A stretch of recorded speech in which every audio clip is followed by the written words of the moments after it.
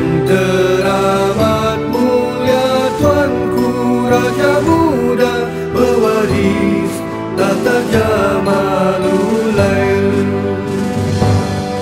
Maha Esa Rabbil Jalil, dirgahayu sejahtera. Duli yang teramat mulia Tuanku Raja Muda, pewaris tata Jamalul Lail. Pewaris tata Jamalul Lail.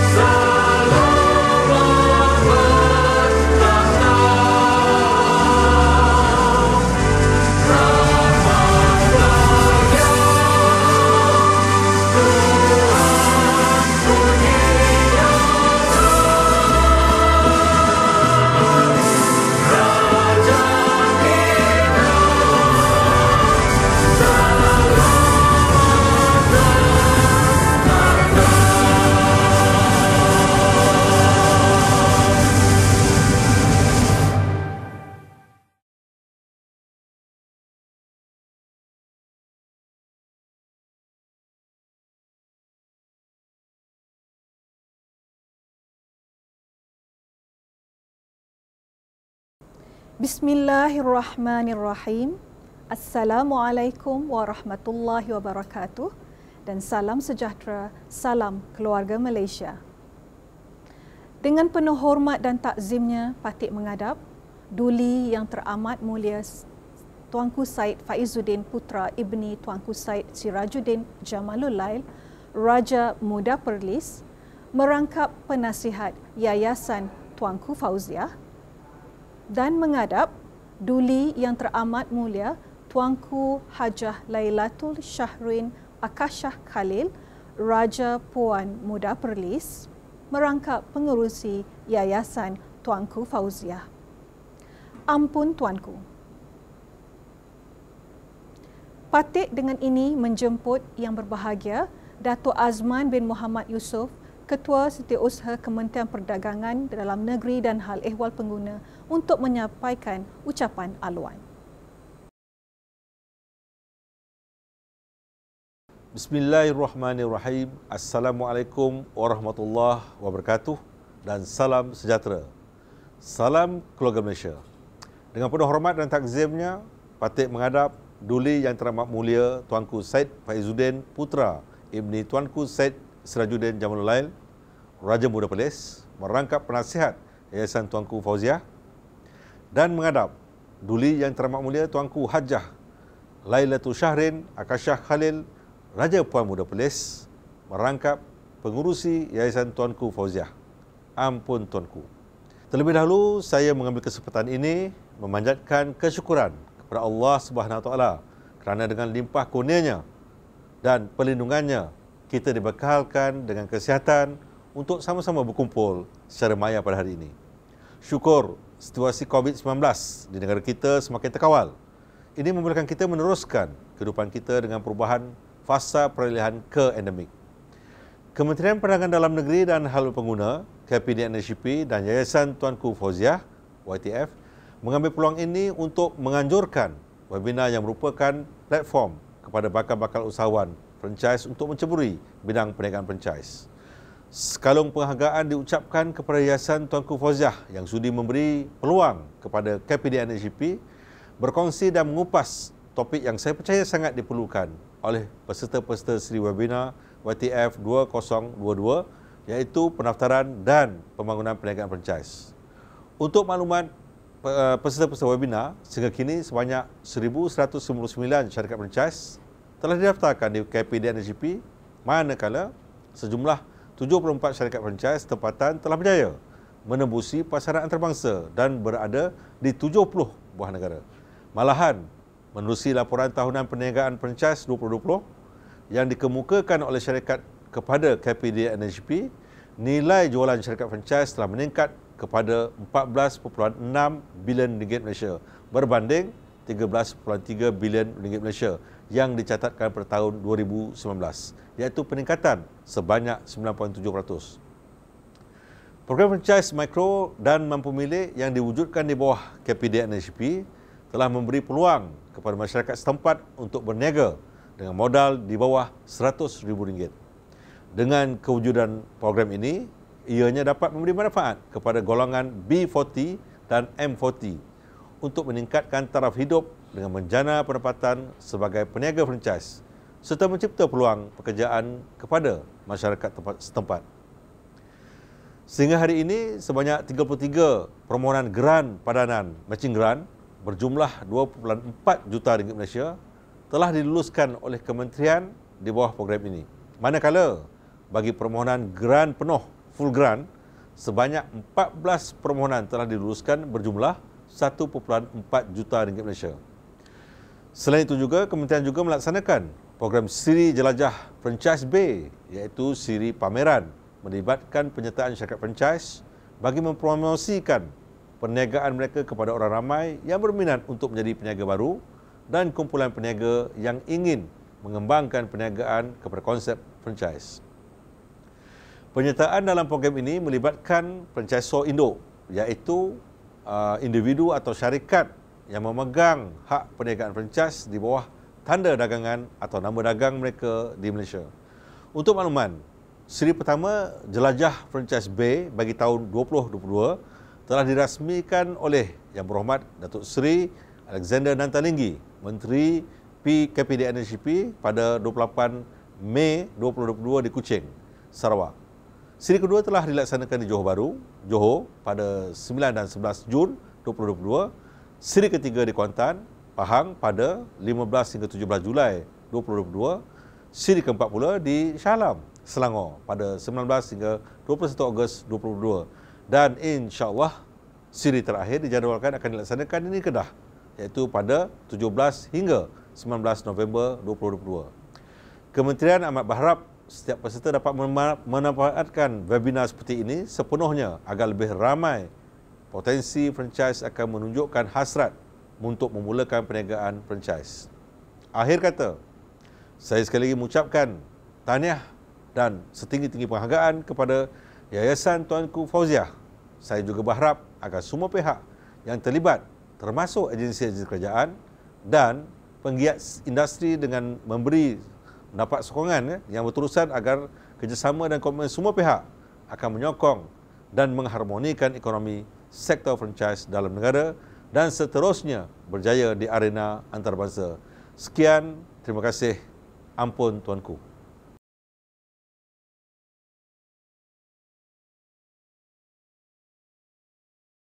Terima kasih Yang Berbahagia Dato' Azman bin Muhammad Yusof. Ampun Tuanku. Atur cara majlis diteruskan dengan titah perasmian program webinar Yayasan Tuanku Fauziah, pendaftaran dan pembangunan perniagaan franchise. Duli Yang Teramat Mulia Tuanku Said Faizuddin Putra Ibni Tuanku Said Sirajuddin Jamalul Lail, Raja Muda Perlis, merangkap penasihat Yayasan Tuanku Fauziah.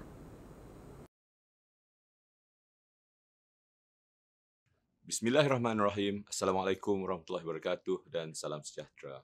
Raja berdaulat, rakyat berilmu, negeri sejahtera, Perlis maju. Alhamdulillah, saya bersyukur kehadrat Allah Azza wa Jalla kerana dengan limpah kurnia dan inayahnya jua, maka dapatlah kita bersama-sama pada hari yang sungguh indah lagi berbahagia ini. Pertama sekali, sekalung penghargaan diucapkan kepada Kementerian Perdagangan Dalam Negeri dan Hal Ehwal Pengguna KPDN-ACP.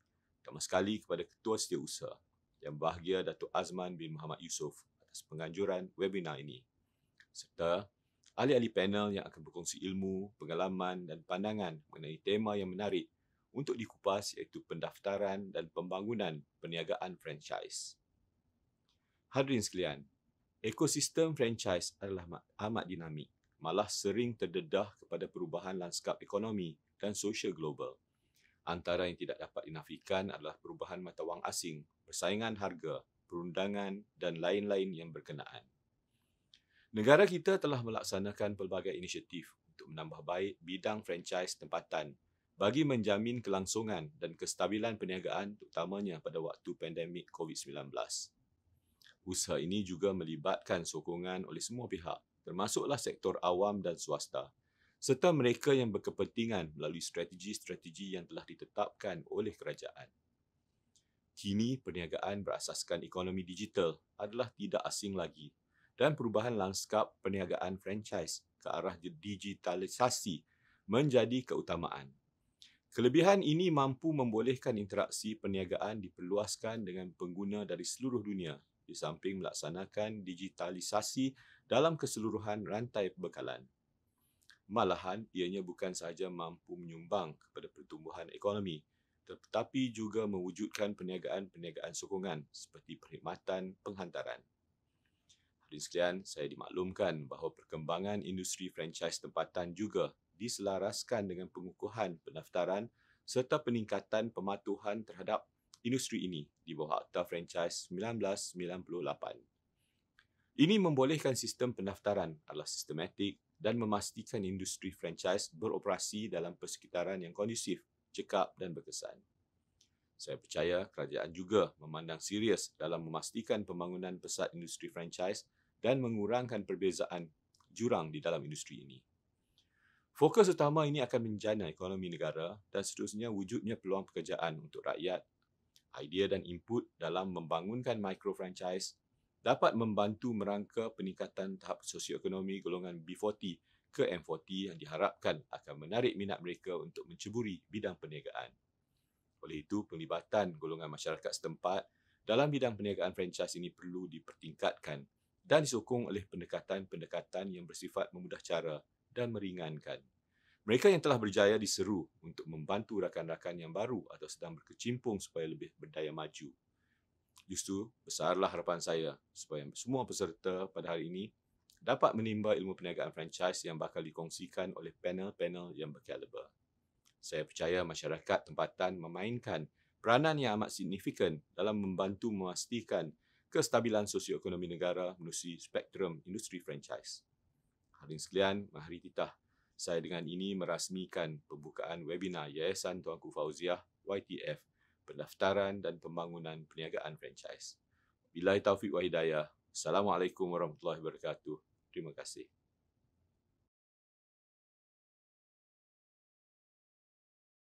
Ampun tuanku, patik pohon ampuni limpah perkenan duli-duli tuanku untuk patik memulakan sesi webinar pada hari ini. Assalamualaikum warahmatullahi wabarakatuh. Bismillahirrahmanirrahim. Kita mulakan webinar program seminar franchise secara online kita pada hari ini yang bertajuk Pendaftaran dan Pembangunan Perniagaan Franchise. Saya mulakan dengan memperkenalkan ahli-ahli panel kita pada hari ini, iaitu yang pertama Encik Muhammad Fairuz Abdul Halim selaku pengarah bahagian pembangunan franchise dan jualan langsung KPDN-ACP. Dan ahli panel kita yang kedua, Encik Izham Abdul Hamid selaku pengarah Seksyen Pembinaan dan Perkhidmatan Perniagaan bahagian promosi, ekspor dan akses pasaran, Matrid. Dan ahli panel yang seterusnya, Encik Muhammad Syafiq bin Hairom, ya, selaku pengurus Seksyen Pendaftaran Perniagaan Suruhanjaya Syarikat Malaysia. Dan seterusnya, iaitu Puan Noranisa binti Abbas, Pegawai Harta Intelek, bahagian formaliti, cap dagangan dan pendaftaran antarabangsa. Alhamdulillah, terima kasih saya ucapkan kepada ahli panel kita pada hari ini yang tentunya semuanya adalah orang-orang yang terpenting untuk membincangkan tentang program bagaimana pendaftaran dan pembangunan perniagaan franchise. Kita mulakan dengan soalan pertama bersama dengan Encik Muhammad Fairuz bin Abdul Halim selaku pengarah bahagian pembangunan franchise dan jualan langsung. Tentunya soalan pertama kita adalah, bolehkah Tuan ceritakan serba sedikit tentang latar belakang KP dan HCP dan peranan kementerian dalam industri franchise? Terima kasih Puan Moderator. Bismillahirrahmanirrahim. Assalamualaikum warahmatullahi wabarakatuh dan salam sejahtera. Salam keluarga Malaysia. Dengan penuh hormat dan takzimnya, Patik menghadap Duli Yang Teramat Mulia Tuanku Syed Faizuddin Putra, Ibni Tuanku Syed Sirajuddin Jamalul Lail, Raja Muda Perlis, merangkap penasihat Yayasan Tuanku Fauziah, dan menghadap Duli Yang Teramat Mulia Tuanku Hajah Lailatul Syahrin Akasyah Khalil, Raja Puan Muda Perlis, merangkap pengerusi Yayasan Tuanku Fauziah. Ampun Tuanku, ampun Tuanku, Patik pohon ampuni limpah berkenan duli-duli Tuanku untuk berkongsi maklumat berkenaan pendaftaran dan pembangunan perniagaan franchise. Ampun Tuanku. Jadi terima kasih sekali lagi Puan Moderator soalan tadi berkenaan dengan KP dan HCP. Kalau kita imbas kembali sejarah KP dan HCP ini mula ditubuhkan pada bulan Oktober 27 Oktober 1990, yang tujuan utamanya adalah untuk menggalakkan pembangunan perdagangan dalam negeri. Kalau kita lihat nama KP dan HCP itu sendiri, ada dua, perdagangan dalam negeri dan hak ehwal pengguna. Walaupun kebiasaannya orang lebih melihat kepada hal ehwal pengguna lah, dengan harga ayamnya, harga barangan runcit dan sebagainya. Tetapi dari sisi penting dari satu sudut lagi, kita ada pembangunan perdagangan dalam negeri. Dan dalam perdagangan dalam negeri ni, kita ada sektor perdagangan dan pengedaran, yang mana kalau salah satu sektor yang penting di kementerian, yang ada pembangunan perniagaan, ada pengedaran untuk kita punya pengedaran untuk runcit, dan juga franchise serta jualan langsung. Jadi kalau kita lihat pada mulanya franchise ini tidak diletak di bawah Kabinet HCP, tapi ia mula berada di Kabinet HCP pada tahun 2009, dan mana Kabinet HCP ini berperanan untuk mengawal serialah industri franchise ini. Kalau kita lihat bahagian franchise dan jualan langsung, dia cover ada dua tugas penting, franchise dan jualan langsung. Jadi untuk franchise, kita akan kawal selia, kita akan beri sokongan, dan dengan kerjasama agensi-agensi berkenaan seperti Malaysian Franchise Institute, MFA, pihak Pernas, dan juga dengan kerja semua agensi-agensi kerajaan yang lain lah.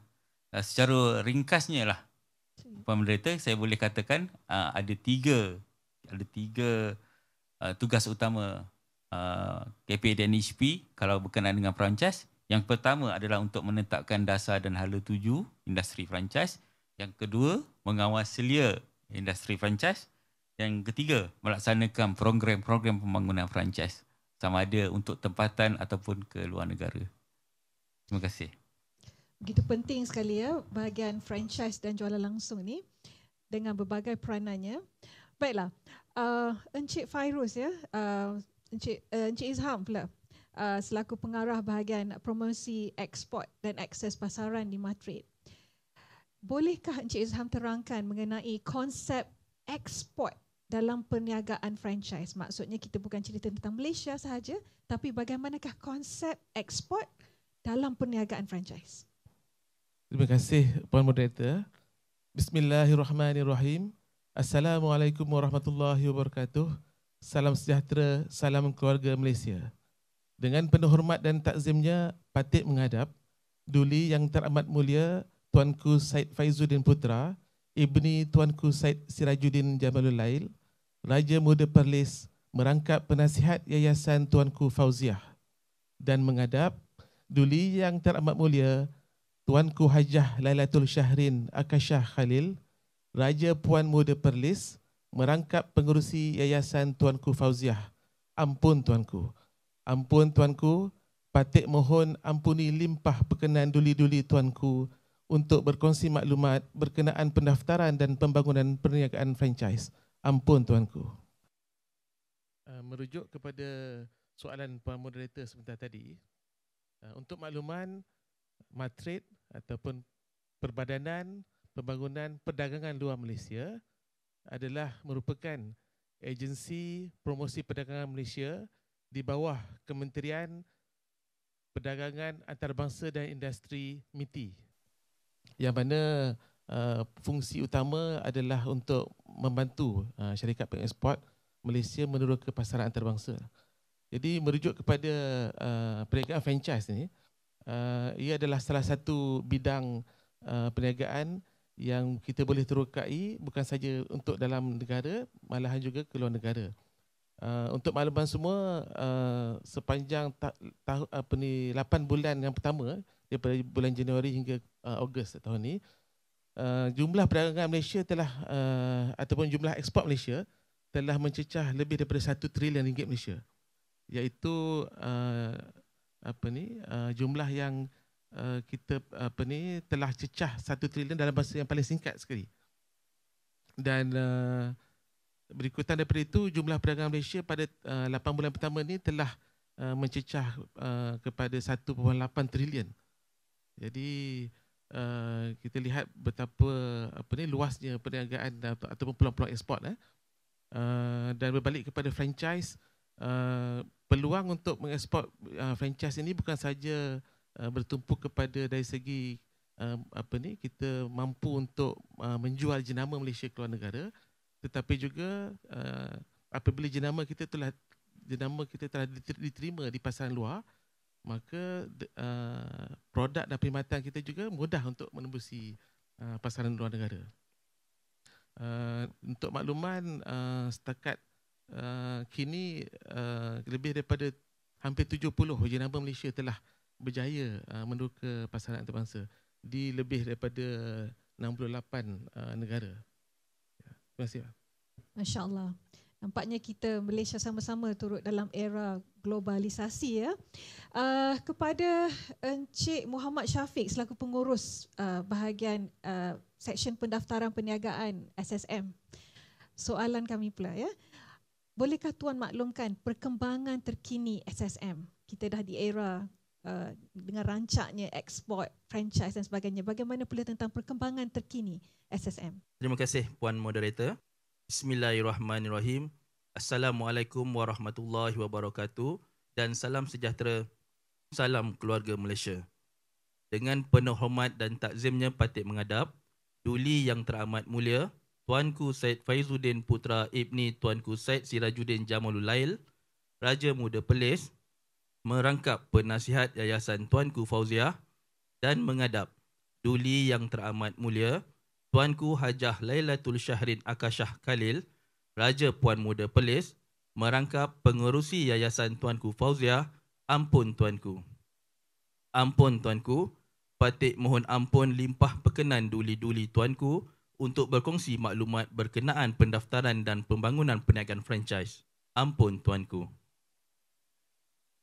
Terima kasih Puan Moderator. Untuk makluman Puan Moderator, SSM ni ataupun dikenali sebagai Suruhanjaya Syarikat Malaysia telah ditubuhkan pada 16 April 2002. Oleh yang demikian, pada hari ini SSM telah menyambut ulang tahun yang ke-20 dengan tema SSM 2 Dekad Inspirasi Kepercayaan Pelanggan. So dalam tempoh 20 tahun penubuhan SSM ini, pelbagai transformasi yang telah kita lakukan lah untuk demi membina sebuah perniagaan persekitaran yang kondusif bagi landscape perniagaan di negara kita. Untuk makluman Puan Moderator, pada hari ini kalau kita lihat segala transaksi pendaftaran perniagaan di Malaysia, di negara kita sudah boleh buat melalui online. Pada dahulu kita buat melalui kaunter, semua transaksi yang melalui kaunter, pada hari ini kita dah boleh membuat melalui online. Untuk pendaftaran perniagaan, kita boleh buat melalui portal EasyBiz. Kemudian kalau untuk pendaftaran perkongsian lebih terhad ataupun kita panggil PLT, boleh buat melalui portal My LLP. Untuk penubuhan syarikat pada hari ini kita boleh buat melalui portal MyCoID.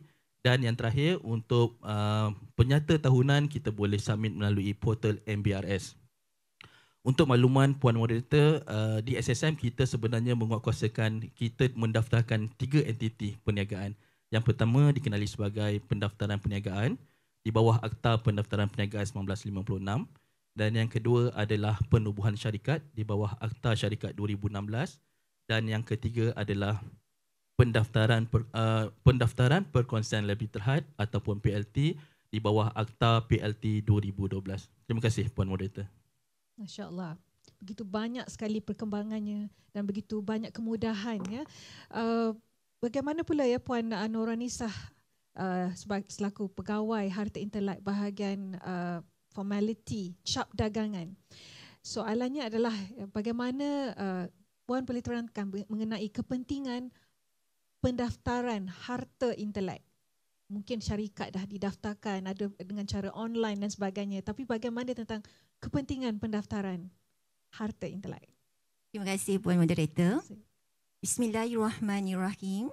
Assalamualaikum warahmatullahi taala wabarakatuh dan salam sejahtera. Salam keluarga Malaysia.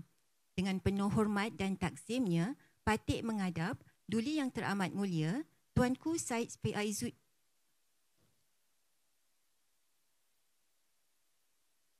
Daulat Tuanku.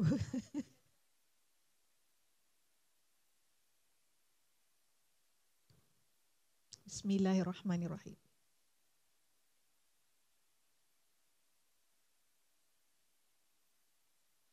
Terima kasih Puan Moderator. Bismillahirrahmanirrahim. Assalamualaikum warahmatullahi taala wabarakatuh dan salam sejahtera. Salam keluarga Malaysia. Dengan penuh hormat dan takzimnya, patut menghadap Duli yang teramat mulia, Tuanku Said Faizuddin Putra Ibni Tuanku Said Sirajuddin Jamalul Lail, Raja Muda Perlis, merangkap penasihat Yayasan Tuanku Fauziah, dan menghadap Duli yang teramat mulia, Tuanku Haja Lailatul Syahrin Akasyah Khalil, Raja Puan Muda Perlis, merangkap pengerusi Yayasan Tuanku Fauziah, ampun Tuanku. Ampun Tuanku, patut mohon ampuni limpah perkenan duli-duli Tuanku untuk berkongsi maklumat berkenaan pendaftaran dan pembangunan perniagaan franchise. Ampun Tuanku. Berbalik kepada soalan Puan Pengerusi tadi, okey. Sebelum saya menerangkan lebih lanjut, lebih baik kita fahami dulu apa yang dimaksudkan dengan harta intelek. Harta intelek adalah sama seperti harta yang lain lah. So perkataan harta dan intelek itu sendiri. Harta sebagaimana maklum merupakan satu aset. Aset yang kita boleh miliki dan kita boleh pindah milik, kita jual. Manakala intelek pula merupakan yang berkaitan dengan aktiviti yang melibatkan minda, creation of minds.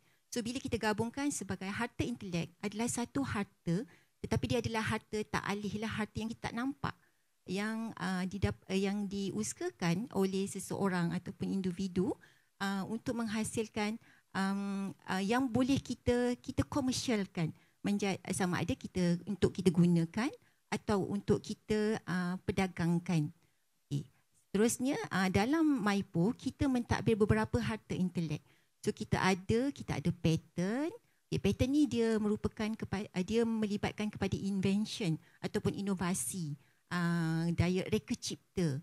Okey, seterusnya kita ada cap dagangan. Cap dagangan ni dia kebanyakan adalah simbol, jenama, nama. Itu kita kategorikan sebagai cap dagangan. Kita ada juga reka bentuk perindustrian. Reka bentuk perindustrian ni merupakan reka bentuk luar sesuatu produk. So yang ini kita boleh ada, itu pun merupakan salah satu harta intelek. Kita juga ada petunjuk geografi. Petunjuk geografi ni more kepada wilayah lah ataupun tempat, merujuk kepada tempat, sesuatu tempat lah. Dan juga kita ada hak cipta. Okey, semua ni yang ditadbir oleh MyPo. Okey, seterusnya merujuk kepada persoalan tadi, mengapakah pentingnya pendaftaran harta intelek? Okey, dengan pendaftaran harta intelek kita boleh kita ingin mendapatkan hak eksklusif untuk harta intelek tersebut. Dengan mendaftar, kita boleh mengeksploitasi harta intelek tersebut sama ada kita hendak menggunakannya sendiri atau kita hendak mengkomersialkannya kepada pihak lain. Okey, contohnya menggunakannya macam contoh, saya ambil contoh yang mungkin terlibat dengan franchise yang banyak adalah cap dagangan ya. Kita ada satu cap dagangan, kita gunakan untuk tujuan kita punya periklanan, kita punya promosi, marketing untuk produk kita. So kita mesti ada satu cap dagangan yang distinktif, yang unik untuk kita mudah orang associate dengan produk kita. So daripada cap dagangan itu kita boleh gunakan sendiri dan kita boleh komersialkan pula kepada pihak lain dengan kita sama ada kita boleh menjual. Kalau mungkin kita tak nak guna cap dagangan tersebut, kita boleh jualkan dia. Lepas tu kalau kata kita nak macam franchise, kita boleh lesenkan untuk digunakan oleh pihak lain. Tapi mungkin kalau franchise dia kena ikut cara franchise lah. Okay. Seterusnya kita boleh juga kita boleh joint venture dengan mungkin produk yang lain. Ada beberapa trademark dia joint venture. So yang itu antara harta-harta yang kenapa pentingnya kita cakap tadi eksploitasi terhadap harta intelek. Seterusnya kenapa pentingnya harta intelek ini adalah untuk kita mengambil tindakan undang-undang kepada sesiapa yang menggunakannya tanpa kebenaran. Sebenarnya kita hanya mereka yang mempunyai pendaftaran harta intelek sahaja yang boleh mengambil tindakan lah, sebab pendaftaran merupakan bukti prima facie lah untuk kita mengambil tindakan. So kalau kata kita tak ada pendaftaran, so agak sukar lah. Contohnya kalau mungkin trademark kita boleh guna common law tapi dia lagi costly lah sebenarnya. Tapi kalau kata kita ada pendaftaran, kita boleh gunakan bukti pembuktian di mahkamah lah untuk kita ambil tindakan. Dan pada masa yang sama sebenarnya selain daripada kita hendak mengambil tindakan pelanggaran, kita sebenarnya nak mengelakkan supaya kita melanggar hak orang lain juga. So pentinglah untuk kita mendaftar harta intelek tersebut. Jadinya secara tak langsung itulah kepentingan harta intelek yang dapat saya nyatakan di sini. Terima kasih Puan Noranisa. Begitu penting sekali ya dalam pendaftaran perniagaan franchise untuk kita daftar harta intelek kita. Itu pun harta yang penting tu. Jadi berbalik pada Encik Fairuz ya, bahagian pengarah bahagian franchise, pembangunan franchise. Jadi mungkin Encik Fairuz boleh terangkan apakah definisi Akta Franchise 1998? Ni ramai orang sebut ni Akta Franchise. Jadi apakah itu Akta Franchise 1998, Cik Fairuz?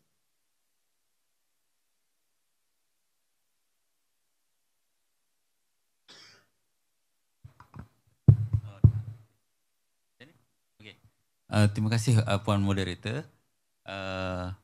Kita sebelum saya cerita lebih lanjut berkenaan dengan Akta Franchise ni, kita sangat bertuah lah kerana kita bertuah lah, bertuah kerana kita ada Akta Franchise. Kalau kita lihat tak banyak negara pun yang ada Akta Franchise. Negara-negara maju yang telah mendahului kita dalam bidang franchise pun ada yang tak ada akta ni. Jadi Akta Franchise 1998 atau lebih dikenali sebagai Akta 590 ni telah diwartakan pada tahun 1998 lah, pada 31 Disember. Dan kita baru saja tambah baik akta ni, kita telah tambah baik dan kita telah kuatkuasakan pada bulan April yang lalu lah. Ada penambahbaikan daripada akta sedia ada. Jadi apa pentingnya akta ni? Kalau kita lihat industri franchise ni, kalau kebanyakan negara lain dia bolehlah berkembang juga walaupun tak ada akta. Tapi kalau di Malaysia dengan adanya akta ni, kita dapat kita nak pastikanlah kita dapat kawal selia perniagaan franchise ni supaya lebih adil dan dia dapat berkembang dengan sihat. Dan selanjutnya kita dapat juga melindungi harta intelek. Kalau kita lihat salah satu daripada syarat kalau nak mendaftar franchise, dia kena daftar dulu harta dengan pihak MYPO untuk harta intelek sebelum dia punya pendaftaran franchise tu dapat diteruskan. Jadi sedikit dengan pendaftaran franchise ni, Menteri Perdagangan Dalam Negeri dan Haiwan Pengguna adalah diberi kuasa untuk melantik pegawai awam sebagai pendaftar franchise. Dalam kes ni, pendaftar franchise di Kementerian Perdagangan Dalam Negeri dan Haiwan Pengguna adalah ketua kementerian sendirilah. Jadi YB Menteri telah melantik Yang Bagi Datuk KSU sebagai pendaftar franchise. Dan apa yang penting di sini adalah pendaftar franchise akan meluluskan permohonan untuk mendapatkan untuk mendaftar perniagaan franchise, dan mendaftar franchise ini hanyalah melalui Kementerian KPDN HGP sahaja. Dan dan ada satu clause lagi, dia boleh mengecualikan mana-mana orang atau kelas orang atau perniagaan atau industri yang difikirkan sesuai daripada semua atau mana-mana peruntukan di bawah perintah yang disediakan dalam warta ni lah. Ada special clause jugalah kalau untuk, tapi dengan kelulusan YB Menteri. Jadi dengan adanya akta franchise ni, kita dapat kawal selia lah industri franchise ni dengan lebih teratur, dengan lebih dengan lebih sihat lah, supaya dapat bersaing dengan lebih sihat. Terima kasih Cik Izham.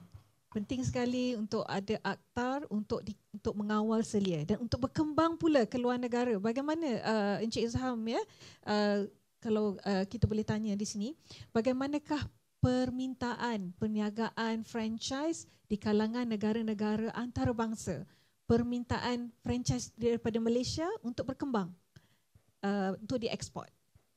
Terima kasih Puan. Ya, untuk makluman semua, berdasarkan kepada maklumat yang kami terima dan juga pertanyaan perdagangan, ya, memang permintaan perniagaan franchise di luar negara ni amat tinggi. Cumanya di peringkat syarikat Malaysia, mereka perlulah, ataupun usahawan kita perlulah tahu kekuatan produk dan juga perkhidmatan yang ingin ditawarkan kepada rakan niaga di luar negara. Antara sektor yang mendapat permintaan yang tinggi daripada Malaysia termasuk sektor makanan dan minuman, sektor gaya hidup dan juga fashion, dan juga sektor perkhidmatan termasuk dalam bidang pendidikan, pendidikan kanak-kanak dan juga berasaskan Islamik dan juga bahasa Inggeris. So in fact kebanyakan daripada franchisors kita yang telah berjaya menembusi pasaran antarabangsa adalah daripada sektor-sektor ini, dan pasaran yang diterokai termasuk juga daripada Timur Tengah, Asia dan sebagainya. So di kesempatan ini saya ingin menyerulah kepada semua usahawan untuk mendaftar sebagai ahli matrik secara percuma, dan sebagai ahli matrik mereka akan mendapat akses kepada maklumat peluang-peluang perniagaan di luar negara, termasuklah juga dalam sektor franchise. Terima kasih Cik Izham. Mungkin di kesempatan ini juga saya pun nak berkongsi, ya. Saya Zaliza Alia selaku founder ataupun pengasas Genius Outlet, jenama Genius Outlet, juga telah berkembang di Indonesia. Seperti yang Cik Izham sebutkan tadi, ya, pendidikan berasaskan bahasa Inggeris dan Islamik, ya. Alhamdulillah. Tapi ya, untuk mereka yang bakal franchisor dan franchisee, soalan kepada Encik Muhammad Syafiq untuk SSM, ya, apakah syarat-syarat utama bagi pendaftaran perniagaan khusus bagi bakal franchisor dan franchisee ini? Okey, baik. Terima kasih Puan Moderator. Okey, seperti mana yang Puan sedia maklum, untuk makluman di SSM ni kita mendaftarkan 3 entiti perniagaan. Mungkin ramai di luar sana yang mungkin tidak arif lah. Sebab kadang-kadang mereka bertanya, saya nak berniaga, nak daftar bagaimana kan? Okey, untuk makluman semua, entiti perniagaan di Malaysia adalah ada 3. Yang pertama di bawah Akta Pendaftaran Perniagaan 1956. Yang ini kita panggil, kalau di luar sana orang akan panggil enterprise ataupun trading. Okey, itu yang pertama. Yang kedua adalah di bawah Akta Syarikat 2016. Yang ini sediaan berhad dan berhad lah. Dan yang ketiga adalah Perkongsian Liability Terhad ataupun PLT. Okey, yang ini di bawah Akta Perkongsian Liability Terhad 2012. Kiranya akta ini kira anak bongsu kepada pihak SSM lah. Okey, sebenarnya pemilik-pemilik perniagaan di luar sana dia boleh mendaftar di mana-mana entiti perniagaan yang mereka suka, yang mana mereka rasa mereka selesa, yang mana mereka rasa mereka sesuai. Cumanya pada petang ini, pada hari ini saya lebih fokuskan kepada Akta Pendaftaran Perniagaan 1956 lah. Untuk makluman Puan Moderator juga, untuk mereka-mereka yang nak mendaftarkan entiti perniagaan untuk franchisor ataupun franchisee, saya nasihatkan untuk mereka rujuk juga kepada pihak-pihak berkenaan tentang syarat-syarat untuk mendaftarkan franchisor dan franchisee. Okey, saya berbalik kepada di bawah Akta Pendaftaran Perniagaan 1956 ataupun kita panggil enterprise ataupun trading. Mungkin saya nak perbetulkan di luar sana, ada setengah pemilik perniagaan, dia akan sebut saya daftar syarikat. Okey, di peringkat SSM, syarikat itu merujuk kepada Sdn Bhd. Kalau misalnya enterprise trading, ia kita panggil perniagaan. So, saya fokuskan kepada syarat-syarat pendaftaran perniagaan di bawah Akta Pendaftaran Perniagaan 1956. Yang pertama, perniagaan itu mestilah dijalankan di Semenanjung Malaysia ataupun wilayah persekutuan saja. So, bila saya kata perniagaan di Semenanjung Malaysia atau wilayah persekutuan, ianya termasuklah wilayah persekutuan Labuan. So, untuk perniagaan enterprise, trading di Sabah dan Sarawak, mereka perlu merujuk kepada pihak berkuasa tempatan masing-masing lah di Sabah dan di Sarawak. Okay, Yang kedua, syarat untuk mendaftarkan perniagaan adalah mestilah berumur 18 tahun dan ke atas. So, bermaksud kalau contoh saya pada tahun ini, umur saya 18 adalah pada hari esok, bermaksud hari ini tidak lagi boleh mendaftar perniagaan dengan SSM. So, kena tunggu hari esok. Genap 18 tahun, barulah boleh mendaftarkan perniagaan. Dia tak ada limit. Kalau misalnya pemilik perniagaan itu berumur 90 tahun ke, 100 tahun ke dan masih boleh menjalankan perniagaan, dia boleh mendaftarkan. Cuma tidak boleh di bawah umur 18 tahun. Okay, yang ketiga, syarat untuk mendaftarkan perniagaan adalah mesti warga negara Malaysia ataupun penduduk tetap. Ataupun dengan kata lain, IC merah ataupun IC biru. Ada juga setengah pemilik perniagaan yang datang dengan IC sementara ataupun kita panggil IC berwarna hijau. Yang itu tidak boleh sebab di bawah kita punya Akta Pendaftaran Perniagaan 1956, ianya mestilah warga negara Malaysia ataupun penduduk tetap. Di bawah kita punya SOP kita lah. Seterusnya, pendaftaran boleh dilakukan di atas talian di easybiz.ssm.com.my. So, macam saya kata tadi di awal-awal, pendaftaran boleh dilakukan secara atas talian. Sila pastikan tuan-tuan dan puan-puan pemilik perniagaan mendaftarkan di laman portal yang sah lah, yang saya sebut tadi, easybiz.ssm.com.my. Okey, untuk pendaftaran perniagaan ini dia ada dua kategori. Yang pertama, mendaftarkan sebagai milikan tunggal dan yang kedua adalah mendaftarkan sebagai perkongsian. Sekiranya mereka mendaftarkan sebagai milikan tunggal, so dia punya owner dia adalah seorang lah. Tetapi kalau partnership, mestilah rakan kongsi, mestilah tidak lebih daripada 20 orang. Minimum 2 orang dan tidak boleh lebih daripada 20 orang. Terima kasih, Puan. Terima kasih Cik Syafiq, Masya Allah. Jadi saya lihat menarik kat situ. Umur 18 tahun je maksudnya dah boleh. Lepas dia 18 tahun, boleh mendaftar syarikat. Sebab kita tengok ramai, semakin ramai yang usia yang muda-muda ni, dia nak buka franchise. Nak jadi franchisor ataupun mungkin dia ada sebarang hasil cipta yang ingin didaftarkan sebagai harta intelek. Soalannya kepada Puan Nurhanisa terdapat kepercayaan bahawa jika mendaftar sebarang harta sebagai harta intelek ataupun sebarang reka cipta dan sebagainya, maka hak itu akan terlucut selepas 10 tahun. Apa pendapat pihak MyIPO mengenai perkara ini? Okay, terima kasih Puan Moderator. Saya rasa memang berlaku kesilapan di sini dan kekeliruan lah. Mungkin maklumat yang diketahui itu tidak sepenuhnya ataupun mungkin maklumat itu separuh-separuh. Okey, kalau yang sinonim dengan 10 tahun ni adalah pelindungan untuk cap dagangan dan petunjuk geografi. Tetapi dia tak akan habis selama 10 tahun. Maksudnya selagi kita filekan pembaharuan, kita renew trademark ataupun GI tersebut, dia akan valid sehingga bila-bila lah. So kalau katakan pemilik tu kita transfer, katakanlah dia dah meninggal dunia, dia boleh transfer dia punya pemilikan tu kepada waris dia ataupun pihak yang diamanahkan lah kepada dia. Okey, seterusnya mungkin saya akan sebutkan juga untuk IP-IP yang lain supaya lebih jelas lah mungkin berlaku yang kekeliruan tadi. Okey, kalau kata untuk patent, protection dia ya betul, dia ada had limit lah, maksudnya dia sehingga 20 tahun daripada tarikh permohonan ataupun tarikh pemfailan. Okay. Seterusnya industrial design, dia pun ada tarikh limit juga, dia selama 25 tahun Maksudnya setiap 5 tahun kita kena tengok balik, kita akan renew balik 5 tahun, 5 tahun, 5 tahun sehingga boleh 25 di-renew tahun. maksudnya, Ya, betul.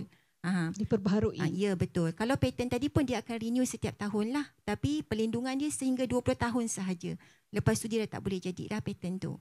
Okey, seterusnya untuk copyright. Copyright ni dia adalah dia kita panggil dia sebagai the automatic protection sebenarnya.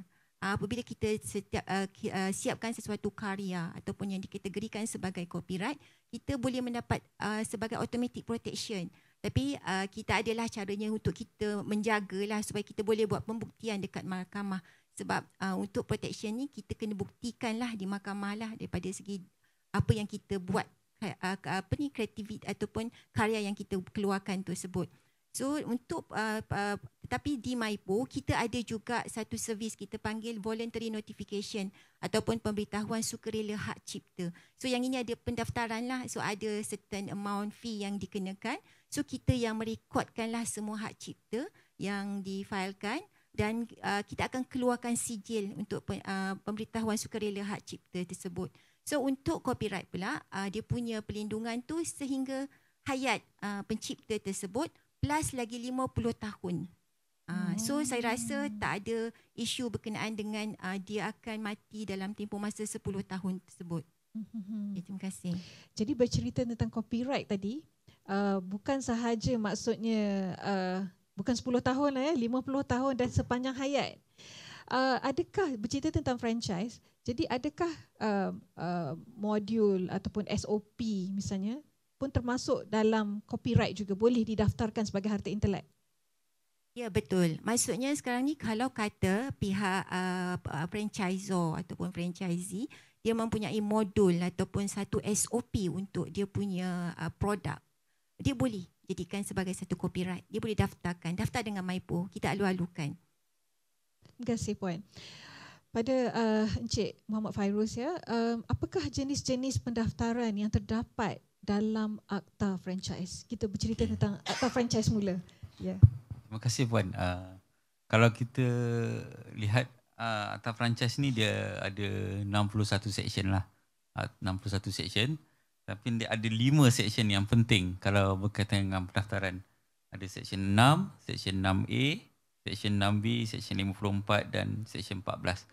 Kalau satu franchisor asing dia nak jual franchise dia kepada franchise di Malaysia, maka dia kena daftar dulu kepada bawah section 54. Kemudian dia baru lepas tu dia akan daftar kepada bawah section 6A. Kemudian ada skala section 6 untuk franchisor tempatan, dan kita ada juga pendaftaran untuk perunding dan juga konsultan lah, perunding dan juga broker dipanggil di bawah section 14 untuk melaksanakan pendaftaran franchise. Jadi sukalah saya berkongsi di sini sebagaimana yang tadi Encik Izham maklum tadi, memang kalau di Malaysia pun pendaftaran franchise yang paling tinggi adalah dalam F&B lah, dalam makanan, di mana setakat ni dalam rekod kementerian kita ada 1159 syarikat franchisor yang berdaftar dengan Malaysia, dengan kementerian. Walaupun di Malaysia ni, walaupun kalau kita kira yang aktif dan yang aktif kira-kira dalam 100 saja, dan pihak kementerian sekarang dalam proses kita nak macam pemutihan lah untuk kita nak cleankan yang mana-mana yang franchisor yang masih aktif dan yang tak aktif. Dan kita juga telah lancarkan baru ni MyFacts, sistem pendaftaran franchise version 2.0 lah, yang boleh dilihat di paparan nantilah. Dan mana kalau para orang ramai, tuan-tuan dan puan berminat untuk mendaftar franchise, boleh mendaftar melalui MyFacts 2.0. Tadi bercerita SSM boleh daftar online. Maksudnya franchise juga boleh buat pendaftaran secara online melalui MyFacts sekarang ya? Betul Puan. Masya Allah. Alhamdulillah. Kepada ni nak bertanya dengan Encik Izham ni, soalan yang menarik ni ya. Kita bercerita tentang pendaftaran, tapi sekarang kita nak cerita tentang bantuan. Bagaimana franchisor yang ingin keluar negara ingin mengekspor, bagaimanakah mungkin terdapat apa-apa bantuan yang boleh diterima daripada Matrix, yang mungkin dibantu oleh Matrix? Baik, terima kasih Puan atas soalan tu. Okey, di Matrix ni dari segi bantuan yang kita sediakan kepada syarikat-syarikat pengeksport dan juga franchisor, saya boleh bagikan kepada dua kategori lah. Satu dalam bentuk pembangunan pengeksport, di mana dari segi capacity building kita memberi latihan dan juga bimbingan kepada usahawan dan juga syarikat franchisor yang baru untuk belajar mengenai ekspor, ya. Bagaimana nak menyediakan pelan strategi ekspor dan juga dari segi kekuatan produk atau perkhidmatan mereka. Dan kemudiannya kategori kedua adalah dari segi akses pasaran dan juga export promotion, promosi ekspor, di mana kita membawa usahawan, franchisor, syarikat pengekspor ke luar negara, sama ada menyertai pameran perdagangan antarabangsa berkaitan dengan sektor berkenaan, atau juga menyertai misi ekspor. Kita ada panggil EAM, misi ekskalasi ekspor lah, di mana kita akan bawa usahawan kita ke pasaran tertentu dengan sektor, fokus kepada sektor tertentu, dan kita adakan padanan perniagaan, business matching dengan potensi rakan niaga yang di negara berkenaan lah. Sebagai contoh, 2 minggu lepas kita baru saja melaksanakan pameran halal terbesar Malaysia, MIHAS, ya, di MITEC Kuala Lumpur pada 7 hingga 10 September, yang mana ada lebih kurang 1,200 lebih pempamer daripada dalam dan luar negeri. Dan salah satu sektor yang kita promote dalam semasa MIHAS adalah juga sektor franchise. Jadi kita bawa lebih kurang 200 pembeli daripada luar negara, 33 negara pembeli datang ke Malaysia, dan kita ada padankan perniagaan, pertemuan perniagaan dengan syarikat-syarikat Malaysia. So daripada situ the first contact is very important, kan. Jadi kita dapat lihat permintaan daripada negara-negara yang emerging market. Contohnya daripada South Asia. In fact kita pada kali ini kita dapat delegasi yang besar daripada Bhutan dan juga South Asia lah, India, Nepal dan sebagainya. So itu dari segi bantuan dari segi penyertaan dalam aktiviti promosi lah. Selain itu, Matrix juga menyediakan ada dua bantuan dari segi financial lah, kewangan. Satunya Geran Pembangunan Pasaran lah, MDG, dan keduanya adalah Services Export Fund lah, ataupun dana perkhidmatan ekspor, ya. So kedua dana ini ataupun geran ini tujuannya adalah untuk membantu usahawan untuk melaksanakan aktiviti promosi di luar negara. Jadi mereka juga boleh menyertai pameran antarabangsa dan menggunakanlah dana ataupun geran yang ditawarkan oleh Matrix. Ya. Terima kasih. Terima kasih Cik Izam. Tentunya saya sendiri pun dah melalui beberapa pengalaman bantuan dengan Matrix ni, saya rasa memang franchisor atau mereka yang untuk memasuki bidang franchise ni terdapat banyak bantuan sekali daripada pihak Matrix. Encik Syafiq, untuk bahagian SSM, ya, ada soalan di sini.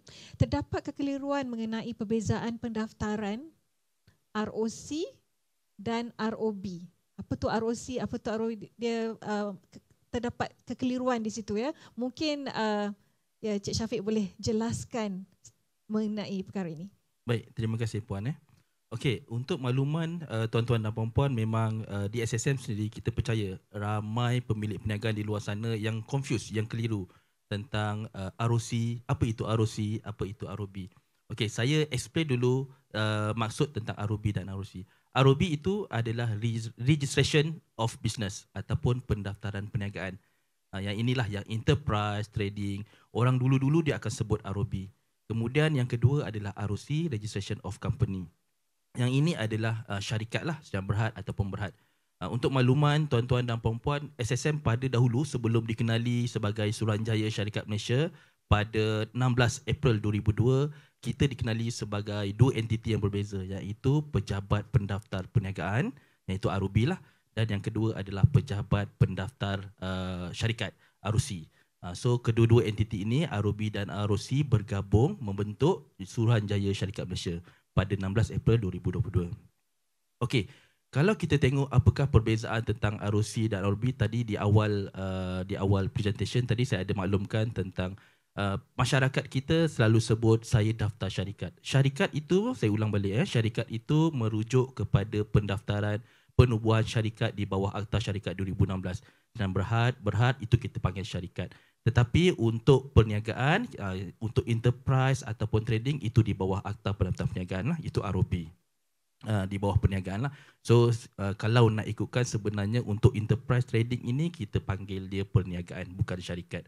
Okey, selain daripada itu, dari segi nama, kalau kita lihat perbezaan di antara ROC dan ROB dari segi nama, yang pertama adalah untuk ROB dia bukan wajib untuk letak enterprise ataupun trading. Saya bagi contoh.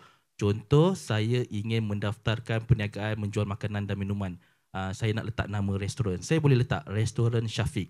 Itu saja sudah memadai. Tidak perlu saya letak Restoran Syafiq Enterprise. Tidak perlu. Memadai dengan Restoran Syafiq. Tetapi kalau di bawah syarikat, di bawah ROC, dia wajib mesti kena letak Sdn Bhd. So contoh, sebagai contoh, Syafiq Comel Sdn Bhd. Dia wajib. Dia tak boleh letak Syafiq Comel saja. Dia mesti Syafiq Comel Sdn Bhd sebagai contoh. Itu dari segi nama. Kemudian dari segi pemilik perniagaan, untuk ROB ini, untuk enterprise, untuk trading, mungkin selepas ini Puan Moderator saya akan fokus, saya akan cerita perniagaan ini saya akan sebut enterprise ataupun trading.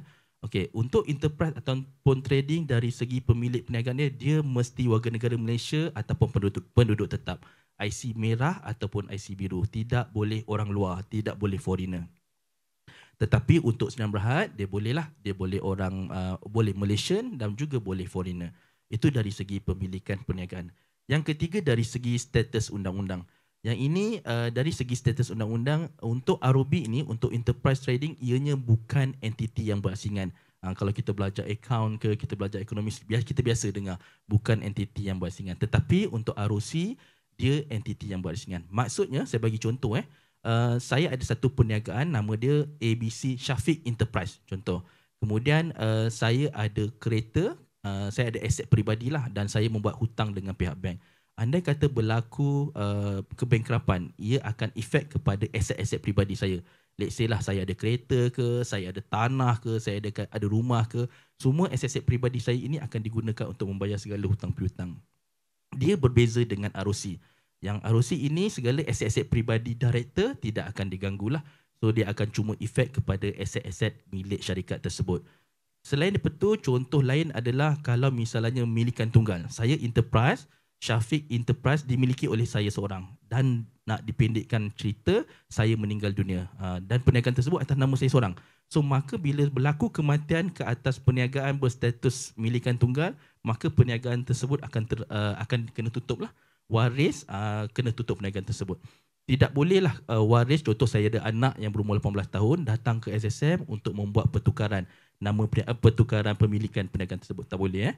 So dengan kata lain, bila berlaku kematian terhadap milikan tunggal bagi enterprise dan trading, maka perniagaan tersebut akan perlu ditutup oleh waris. Dia berbeza dengan syarikat. Syarikat, bila seorang director berlaku kematian, maka syarikat tersebut masih lagi berdiri sendiri. Kemudian seterusnya dari segi kos. Kalau kos, selalunya kalau kita lihat ROB ni lebih murah. Jauh lebih murah berbanding dengan ROC lah. So kadang-kadang ramai pemilik perniagaan di luar sana, dia selalu tanya saya, Encik Syafiq, saya nak daftar perniagaan, so saya perlu daftar yang mana?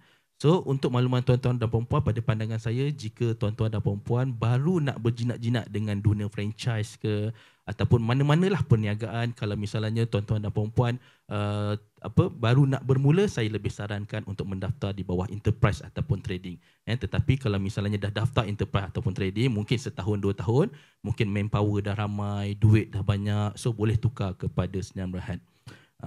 Kos dia untuk enterprise, untuk nama perniagaan seperti di dalam kad pengenalan, contoh nama perniagaan tersebut Muhammad Syafiq bin Hairum, kos dia adalah lebih murah, kos dia RM30 setahun. Kemudian kalau misalnya menggunakan nama trade ni macam nama komersial lah, contoh macam saya kata tadi Syafiq Comel Enterprise, yang itu bayaran dia RM60 setahun.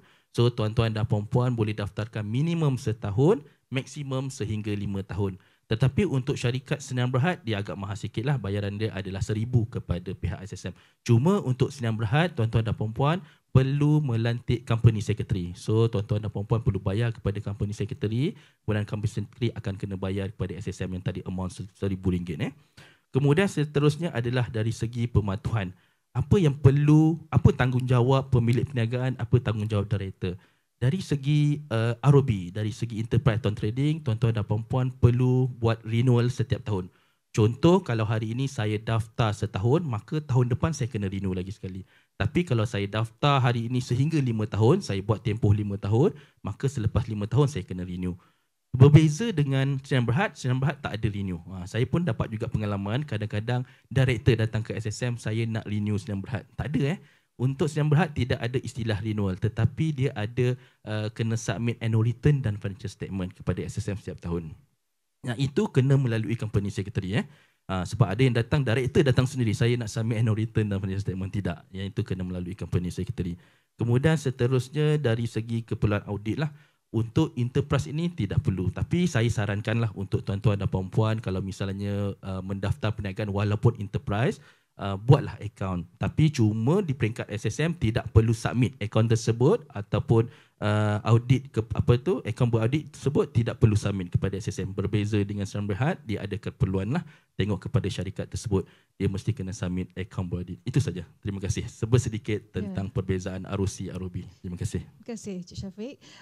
Puan Noranisa, bagaimana pula tentang prosedur pendaftaran harta intelek? Okey Puan, berkenaan dengan prosedur pendaftaran harta intelek, kalau saya nak cerita luas sangatlah sebab harta intelek kan tadi ada beberapa komponen.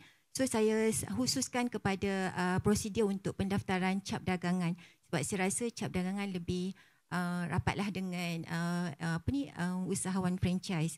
Okey, tapi secara umumnya permohonan harta intelek di MyPo boleh dibuat sama ada secara manual di kaunter MyPo ataupun secara postal ataupun juga secara online atas talian. So untuk atas talian tu perlu jadi ahli ataupun mendaftar sebagai pengguna IP online dan ada DigiCert untuk didaftarkan. Okay, balik kepada prosedur untuk pendaftaran cap dagangan tadi. Okey, untuk sesuatu cap dagangan didaftarkan, okey, penting untuk seseorang pemilik ataupun pemohon untuk mengetahui terlebih dahululah bahawa cap dagangan tersebut boleh tak didaftarkan. Sebab memang kita boleh buat pemfailan tetapi kita tidak tahu sama ada trademark tersebut boleh diluluskan atau tidak. Sebab itu yang selalunya yang menjadi masalah sebab kita tak nak apabila kita dah buat pemprosesan, pemeriksaan secara rasmi, kita dapati permohonan tersebut ditolak. Okay, jadinya apa yang nasihat saya supaya apabila kita hendak buat permohonan sesuatu cap dagangan, kita buat dulu permohonan, kita panggil TMA1 lah atau kita panggil dia carian awal berkenaan dengan carian dan nasihat awal pendaftaran. Yang ini bayarannya dalam RM250 sahaja. RM250 dan keputusan boleh diketahui dalam tempoh 1 bulan. So apabila kita dah tahu sama ada trademark kita ni boleh diluluskan, barulah kita failkan borang TMA2. Yang ini adalah permohonan rasmilah untuk cap dagangan, di mana untuk borang ni bayaran dia adalah sebanyak RM950 ataupun RM1,100. Dia bergantung kepada barangan yang kita pohon. Sebab bawah MyPo untuk permohonan cap dagangan secara yang kita ada senarai barangan, bukan kita panggil senarai barangan lah, kita panggil deskripsi barangan tu. yang pre-approve ataupun yang kita telah senaraikan siap-siap lah. Okey, yang senarai siap-siap tu harga dia 950. Tetapi yang bukan without pre-approve, itu harga dia 1,100. So saya punya nasihat supaya apabila memilih spesifikasi barangan tu, cari barangan yang sedia ada. Sebab kebanyakan barangan tu barangan yang memang ada yang kita niagakan. Tapi mungkin sebab kita tak perasan dan kita selalunya letak perkataan kita sendiri, yang itu yang menjadikan harga tu akan meningkat lah. Okey, itu tadi saya bercakap berkenaan dengan TMA 1 dan juga TMA 2. Jadinya apabila kita dah terima permohonan daripada pemohon untuk TMA 2 ni, kita akan proseslah permohonan tu, dan permohonan ni apabila kita proses, kita akan masuk untuk pemeriksaan daripada segi formality. Lepas tu kita ada pemeriksaan rasmi untuk search dan examination. Okey, yang inilah dia akan mengambil masa lah. Selalunya dalam tempoh, buat masa sekarang, tempoh permohonan kita yang clear cut case lah, maksudnya yang tak ada masalah, dia lebih kurang dalam tempoh 9 ke 10 bulan lah buat masa ini. Tetapi kita akan dari semasa ke semasa kita akan cuba mempercepatkan lah, insyaAllah. Disebabkan kita dah mungkin dengan sistem kita yang semakin laju, dan kita akan lagi cepatlah untuk kita memproses dan mengeluarkan keputusan bagi sesuatu permohonan tersebut. So itu antara proses ataupun prosedur permohonan untuk cap dagangan. Terima kasih Puan. Pada Encik Fairuz pula ya, kita dah bercerita tentang prosedur, bantuan dan sebagainya. Sekarang kita nak bercerita pula tentang aduan. Apakah jenis-jenis aduan hubungan di antara franchisor, franchisee dan juga Badan HCP ni? Jadi dia ada satu platform di sini iaitu aduan. Apakah jenis-jenis aduan yang terdapat dalam perniagaan franchise? Terima kasih Puan. Jadi kalau kita tengok aduan ni, dia tidak terhad antara franchisee dan franchisor juga. Memang ada kalau berdasarkan Akta 590, Akta Franchise 1998, kementerian dia akan ada buat naziran, dia akan buat pemantauan, penyiasatan, dan semua aduan tu kita akan ambil tindakan lah. Kita akan siasat, dan kita akan, kalau ada asas baru kita ambil tindakan. Jadi antara aduan-aduan yang famous lah, aduan-aduan yang banyak je yang kita terima, antaranya sebenarnya bukanlah memang ada antara franchisee dan franchisor, tapi yang lainnya adalah orang yang dia tak daftar pun sebagai franchisor, tapi dia menggunakan perjanjian tu dengan menggunakan nama franchisor lah. Dan dia dalam perjanjian tu dia buat, jadi di bawah tertakluk ke bawah Seksyen 18 dalam perjanjian franchise kan. Jadi syarikat tersebut dia bukan pun syarikat franchisor, tapi dia bila dia buat perjanjian dengan orang, dia punya pelanggan tu dia menggunakan nama franchise. Ada perkataan franchise. Itu antara yang banyaklah aduan yang kita terima kan. Jadi aduan ni banyaklah jenis aduan. Dan kalau antara lain kalau satu lagi yang hangat jugalah ada berkenaan dengan laporan tahunan. Kalau kita lihat kenapa saya suka nak highlight di sini, mungkin tuan-tuan dan puan-puan ada yang kalau ada yang menonton ni daripada franchisor dan franchisee, jadi sukalah kalau dapat hantar laporan tahunan kan, laporan tahunan franchise ni, kerana laporan tahunan franchise ni kita dapat tengok perkembangan industri franchise. Berapa yang dia sumbangan dia kepada jualan dia kepada ekonomi negara. Kalau kita lihat, kalau saya jaga franchise dan jualan langsung. Kalau kita lihat jualan langsung tu dia punya jualan lebih tinggi daripada franchise. Sedangkan kalau kita tengok industri franchise ni sebenarnya lebih besar daripada jualan langsung. Jadi untuk setiap tahun kalau kita lihat dalam akta setiap franchisor perlu menghantar laporan tahunan mereka lah kepada pihak kementerian. Dan alhamdulillah kita pun ambil pendekatan yang barulah dia sekarang ni. Jadi kalau franchisor tu hantar laporan tahunan, dan kita akan bagi macam terima kasih dan penghargaan, dan kalau tak hantar kita akan hantar surat peringatan lah, pertama, kedua dan ketiga, sehinggalah biar akhir tahun tu kalau sebelum apa-apa tindakan akan diambil. Itu saja. Terima kasih Cik Fairuz. Maksudnya apa pun juga aduan perlulah membawa kebaikan untuk franchisor, franchisee dan franchise industri itu sendiri, insyaAllah. Sekarang kita bercerita tentang wanita pula ya. Kita berada di dalam satu, orang kata satu era ni ya. Bila kita bercerita tentang perniagaan, kita mesti bercerita tentang wanita. Jadi apakah mungkin ada bantuan oleh Matrix kepada peniaga wanita? Terima kasih Puan. Selain daripada bantuan ataupun sokongan yang Matrix sediakan seperti yang saya sebutkan sebentar tadi, untuk makluman semua, pada masa ini terdapat lebih 11,000 syarikat telah berdaftar sebagai ahli Matrix ya.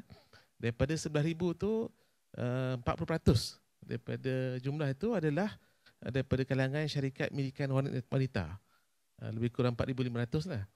Dan mereka ataupun usahawan ni adalah terlibat dalam sektor makanan dan minuman, pharmaceutical, perabot, kosmetik, dan kalau sektor perkhidmatan lebih bertumpu kepada ICT, perkhidmatan perniagaan dan juga logistik. Pada tahun 2005, Matrix telah memperkenalkan program khusus untuk membantu usahawan wanita mengeksport produk dan perkhidmatan mereka. Ya. Program ini dinamakan Program Pembangunan Pengeksport Wanita, ataupun ringkasnya kita panggil WEDP lah, Women Exporters Development Program. Okay. Ini adalah program bimbingan selama 3 tahun di mana Matrix akan membantu syarikat atau usahawan milikan wanita ni dari segi latihan dan juga mengenal pasti pasaran mana yang mereka sepatutnya terokai, bergantung kepada kekuatan produk dan perkhidmatan mereka. Jadi sepanjang program ni berlangsung daripada tahun 2005, kita telah membimbing selama lebih 163 usahawan wanita, dan mereka telah menyertai lebih daripada 450 aktiviti promosi ekspor di luar negara. Maaf ya, Cik Sam, bila dikatakan milikan wanita, di situ maksudnya pengarahnya semua adalah wanita atau bagaimana? Ya, majoriti owner dia adalah wanita lah. Jadi dan daripada 163 syarikat milikan wanita ni, mereka telah berjaya mencatatkan rekod jualan hampir 700 juta ringgit. Dan antara pasaran yang utama lah yang mereka terokai termasuk juga di negara-negara ASEAN, Timur Tengah, even ada yang sampai ke Eropah dan juga Amerika Syarikat. So ini adalah program khusus lah untuk membantu syarikat pengeksport wanita. Yeah. Selain daripada itu, syarikat-syarikat Malaysia juga harus ataupun disarankanlah untuk take advantage lah of our trade officers overseas. Kita ada 46 pejabat luar negara. Jadi syarikat-syarikat Malaysia yang berminat ataupun ingin mengeksport produk dan perkhidmatan mereka, mereka boleh terus menghubungi pejabat luar negara dan mendapatkan maklumat mengenai peluang pasaran di sana dan juga kontak details ataupun pembeli ataupun pengimport berpotensi lah daripada negara berkenaan. So akhir sekali saya ingin menyarankan sekali lagi supaya syarikat-syarikat Malaysia yang berminat termasuk juga usahawan wanita yang ingin menerokai pasaran ekspor untuk mendaftar dengan Matrix. Dan kita ada aplikasi kita panggil My Export lah. So sekarang ni menggunakan telefon pintar ataupun smartphone, kita boleh akses direct information kepada market intelligence. Kalau ada pertanyaan perdagangan, trade leads ataupun trade inquiries, boleh saja diakses terus daripada sistem tersebut lah. Ya. Terima kasih. Masih bercerita tentang wanita ya. Bagaimana pula daripada Cik Syafiq ya, di SSM, apakah pandangan Cik Syafiq tentang penglibatan wanita yang telah berdaftar dalam SSM? Okey, terima kasih Puan Moderator. Okey, pada pandangan kami, pada hari ini kita lihat ramai juga wanita terlibat dengan dunia perniagaan. Yang mana kita di SSM, kita memang mengalu-alukanlah menyarankan wanita, para usahawan di kalangan wanita untuk mendaftar perniagaan mereka dengan SSM. Tidak kiralah perniagaan tersebut itu perniagaan online ke, perniagaan yang mempunyai fizikal ke, sebab di bawah Akta Seksyen 2 Akta Pendaftaran Perniagaan 1956, semua aktiviti yang bermotifkan keuntungan perlu register dengan SSM. So bermaksud kalau perniagaan tersebut tidak kira perniagaan atas talian ataupun perniagaan fizikal perlu mendaftar dengan SSM. Okey, kalau kita lihat, kita percaya, SSM juga percaya golongan wanita ini dia mampu menyumbang kepada kemajuan dan pembangunan negara lah. Dan kalau mengikut statistik di pihak SSM, lebih kurang juga dengan matrik tadi, kita ada, macam saya kata tadi, kita ada 3 kategori. Kalau mengikut statistik SSM, di bawah pendaftaran perniagaan kita ada 40%, hampir 40% wanita mendaftar perniagaan dengan SSM. Bagi syarikat Sdn Bhd pula kita ada 33% dan bagi perkongsian lebih terhad kita ada 39%. So kita nampak dekat sini penglibatan wanita amat bergunalah, amat penting kepada SSM dan amat penting kepada kemajuan ekonomi di Malaysia. Terima kasih. Terima kasih. Baiklah, kita telah sampai ke penghujung sesi webinar kita pada hari ini dan sebagai pengakhirannya, mungkin kita boleh jemput setiap ahli panel kita di sini yang semuanya memberi input yang sangat bermanfaat untuk memberi kata-kata akhir. Dipersilakan. Okay, terima kasih Puan Moderator. Jadi sebagai kesimpulannya saya ingin menyerulah kepada semua peserta yang menonton webinar ini dan juga sama ada yang secara live ataupun rakaman selepas ini, sama-sama dapat kita menyertai dunia perniagaan franchise dalam usaha kerajaan pun nak meningkatkan lagi pendapatan rakyat, terutama golongan B40 dan M40, di mana kalau kita lihat perniagaan franchise ni memang satu perniagaan yang telah ada jaminan lah kalau kita boleh katakan, sebab dia telah ada satu proses, ada prosedur, ada manualnya tersendiri dan peratus atau chances untuk kegagalan itu berlaku adalah sangat rendah. Jadi saya mengambil kesempatan ini untuk menyeru tuan-tuan dan puan-puan, sertailah dunia franchise, tapi daftarlah perniagaan anda dan jangan lupa patuhi semua akta-akta yang berkenaan. Terima kasih.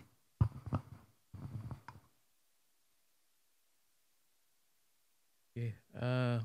Akhir kata saya bagi pihak Matrit ingin merakamkan ucapan terima kasih kepada pihak penganjur atas jemputan pada sesi ini dan kepada semua usahawan dan syarikat-syarikat Malaysia yang berminat untuk mengeksport, adalah disarankan untuk mendaftar sebagai ahli Matrit, di mana sebagai ahli Matrit semua syarikat boleh mengakses sebarang bentuk bantuan dan juga sokongan yang ditawarkan. Dan di Matrik kita ada slogan lah, di mana the time for export is now. So inilah masanya yang terbaik untuk syarikat-syarikat Malaysia menerokai pasaran antarabangsa. Sekian, terima kasih.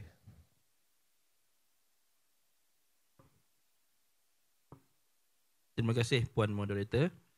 Secara kesimpulannya, SSM menasihatkanlah kepada para usahawan di luar sana yang mungkin belum mendaftarkan perniagaan mereka dengan SSM untuk daftarkan perniagaan mereka dengan SSM secara atas talian di portal easybiz.ssm.com.my. Make sure portal yang tepat easybiz.ssm.com.my. Untuk makluman tuan-tuan dan puan-puan, sebenarnya banyak kelebihan mendaftarkan perniagaan dengan SSM, antaranya meningkatkan keyakinan kepada pelanggan. Untuk makluman lanjut, tuan-tuan dan puan-puan boleh layari laman portal rasmi SSM di www.ssm.com.my. Perniagaan anda bermula di SSM. Terima kasih. Terima kasih kepada Puan Moderator. Okey, sebagai penutup, saya ingin mengambil kesempatan ini untuk mengucapkan ribuan terima kasih kepada pihak penganjur kerana menjemput kami, pihak MYPO. Dan juga saya juga ingin mewawarkan berkenaan dengan dana IP 2.0. Okey, dana ini diuruskan oleh pihak MYPO di bawah rancangan Malaysia ke-12 dari tahun 2022 hingga 2025.